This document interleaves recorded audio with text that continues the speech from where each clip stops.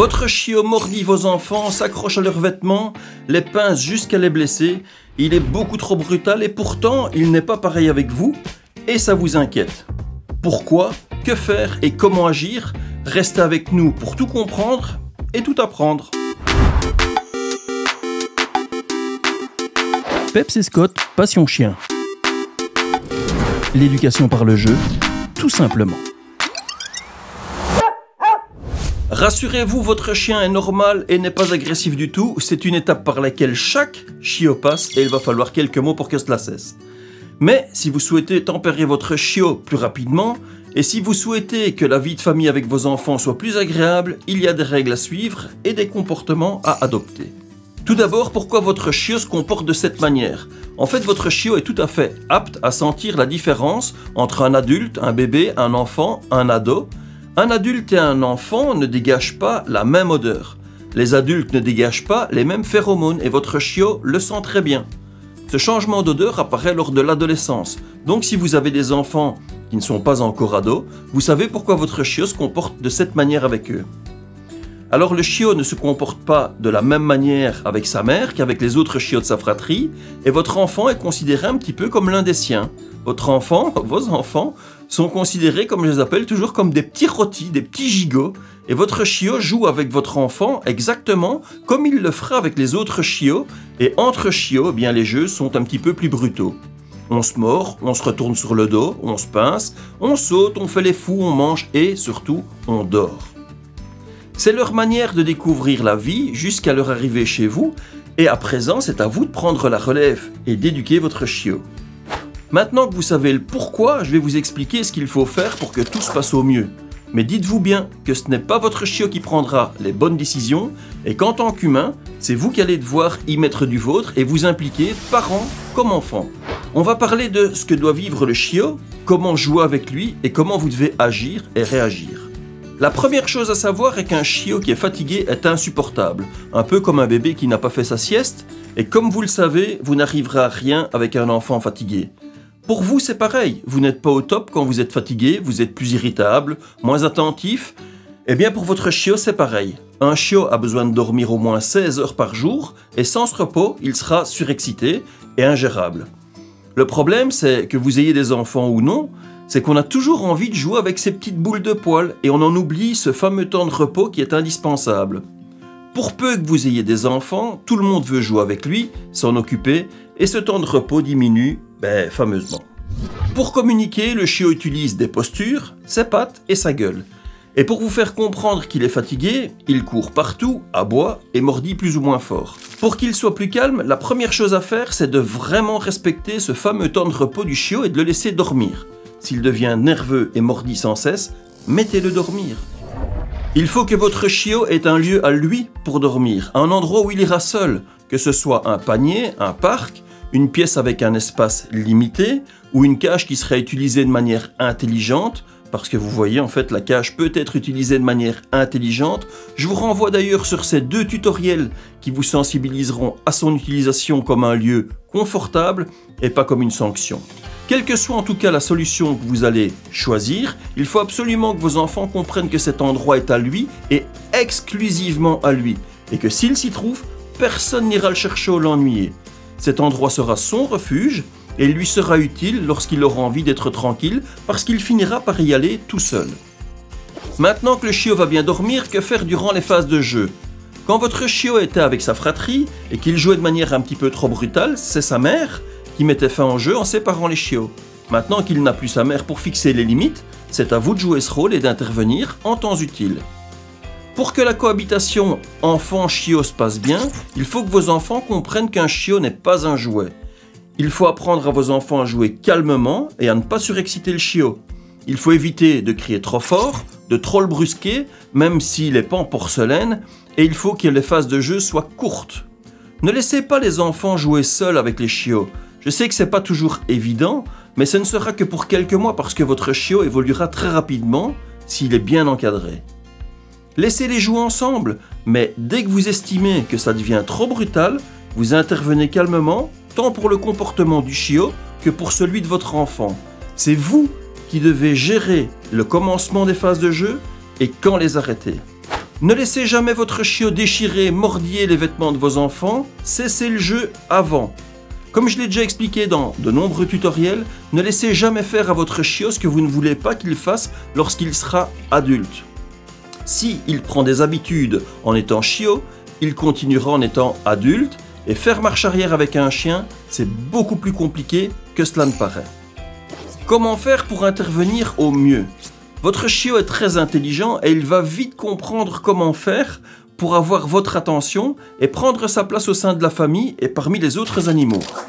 Le chien est un opportuniste et il essayera tout au long de sa vie d'avoir le rang le plus haut. Pour le bien de votre chiot, il est hyper important qu'il sache quel est son rang dans votre famille. Vos enfants ne vous donnent pas d'ordre et ils vous écoutent. C'est vous qui gérez votre cadre familial. Eh bien, votre chien est tout à fait capable de le comprendre également et de comprendre où est sa place hiérarchique. Elle doit se situer, bien entendu, après celle des enfants. Ah bon? Et par rapport aux autres personnes qui ne vivent pas sous le même toit? Eh bien, c'est pareil. Par rapport à tous les humains, quels qu'ils soient, il faut absolument que votre chien soit au bas de l'échelle, entre guillemets. Même si vous avez énormément d'estime pour votre chien, il faut absolument qu'il soit en bas de l'échelle, de manière à ce qu'il respecte tous les humains, sans quoi ça déborde sur des morsures, etc. On peut en parler vraiment pendant des heures, mais un chien n'est heureux que lorsqu'il ne doit rien gérer lui-même. Dites-vous vraiment ça. Si votre chien ne doit rien gérer, il sera très heureux. Si vous surprotégez votre chien devant vos enfants, en le prenant dans vos bras, en le mettant sur vos genoux, en le caressant parce que votre enfant l'a un petit peu brusqué, il va le comprendre très vite et en profitera. Il sera suffisamment rusé pour parvenir à ses fins et avoir un statut hiérarchique qui sera entre vous et vos enfants. Et c'est là que les problèmes commenceront, parce que votre chiot va se permettre de les corriger, de les sanctionner, et comme il est futé, il finira toujours sur vos genoux, ou bien vous serez occupé à le caresser en disant « Oh le pauvre petit chien ». Dans ce tutoriel, nous parlons vraiment exclusivement des enfants, mais il faut absolument que votre chien connaisse son rang social. Un jour, sinon, il fera pareil avec votre compagne, et ensuite il ira jusqu'à essayer de vous gérer également. Et c'est à partir de ce moment-là, en général, qu'on se rend compte qu'on est dépassé et que plus rien ne va. Et c'est là que votre chien sera le plus malheureux du monde, parce qu'un chien aime être géré et pas l'inverse. Mais ça, c'est un autre sujet. Ce sujet vous plaît, vous en souhaitez davantage dans ce genre, d'autres plus orientés sur les commandes, les comportements, les tricks ou autres?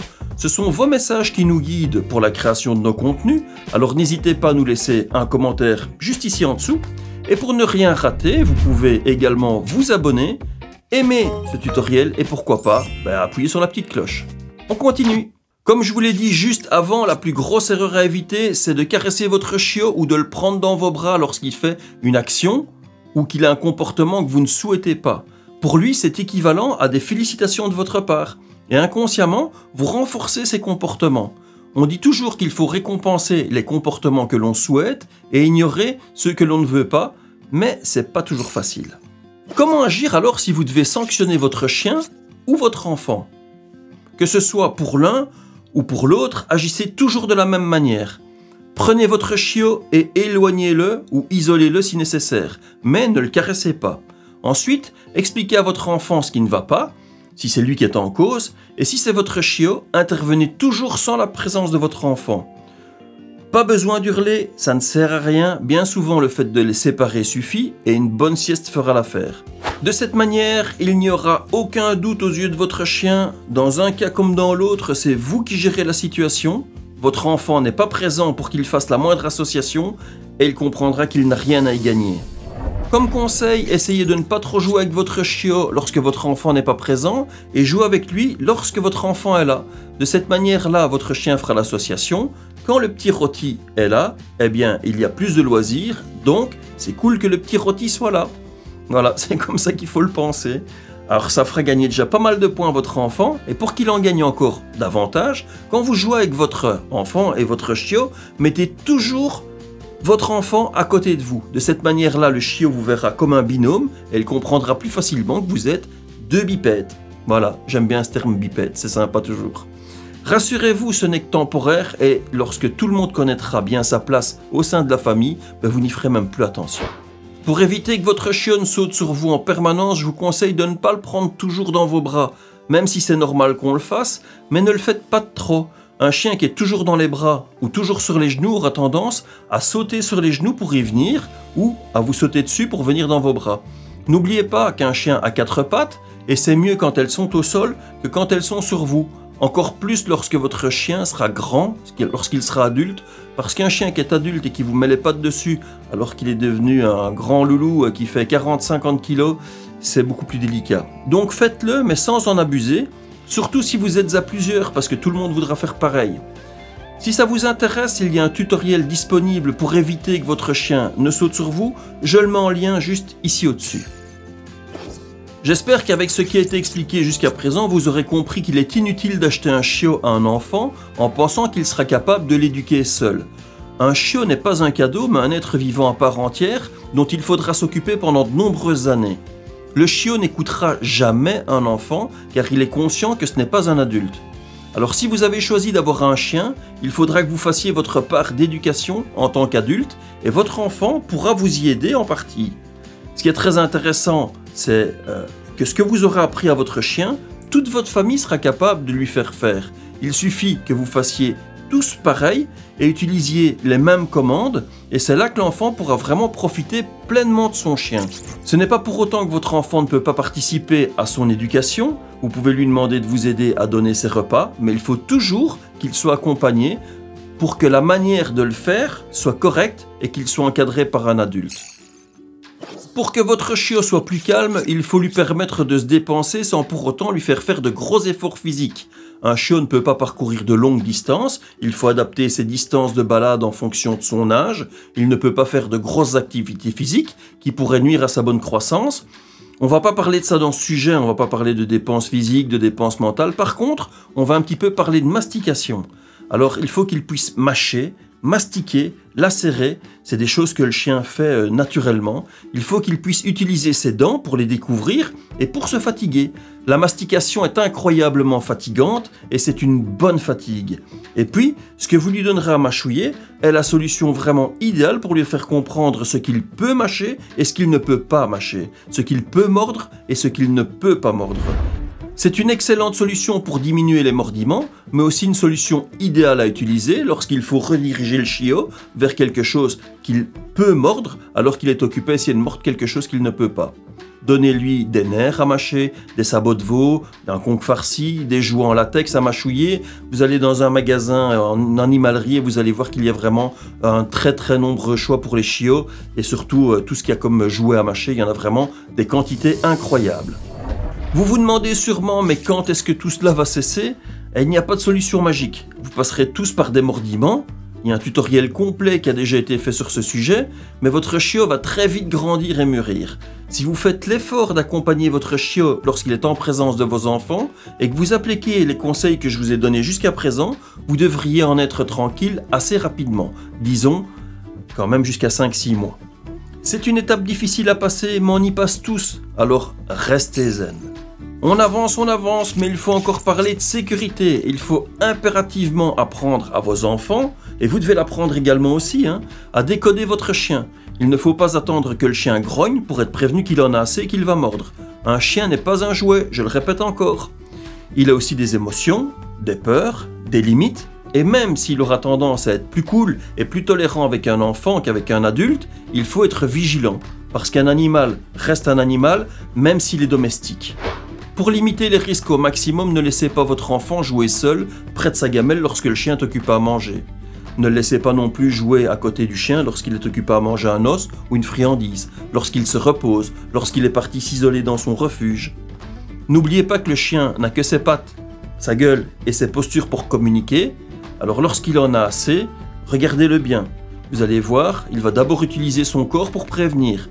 Si votre chien devient statique, qu'il se fige, que son regard devient fixe, que ses oreilles se plaquent en arrière, qu'il retrousse les babines, que sa queue se colle sous son bas-ventre, qu'il se lèche le museau en la faisant tourner, donc en faisant tourner sa langue autour de son museau, agissez.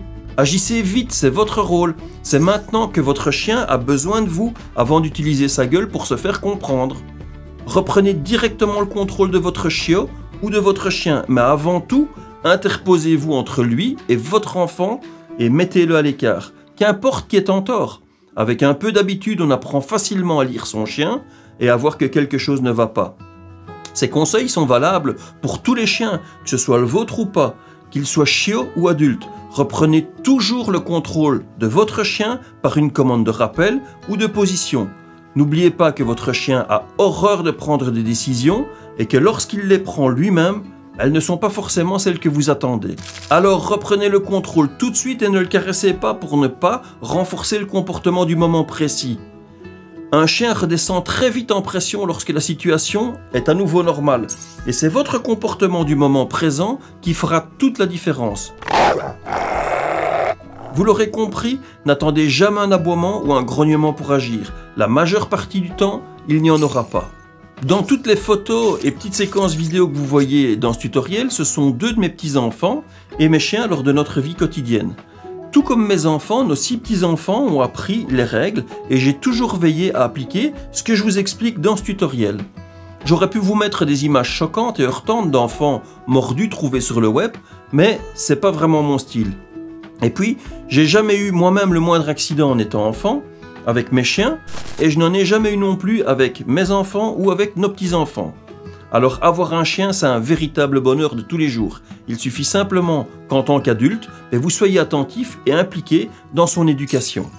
C'est déjà la fin de ce tutoriel qui pourrait durer bien plus longtemps, tant il y a de choses à dire, mais vous avez déjà les grandes lignes et les informations les plus utiles pour bien commencer avec votre chiot et vos enfants. Si vous avez apprécié ce sujet et si vous le trouvez utile, n'hésitez pas à le partager à d'autres personnes qui, comme vous, ont des enfants. On se retrouve très bientôt pour de nouveaux tutoriels et comme d'habitude, nous vous disons bon entraînement. Allez, ciao!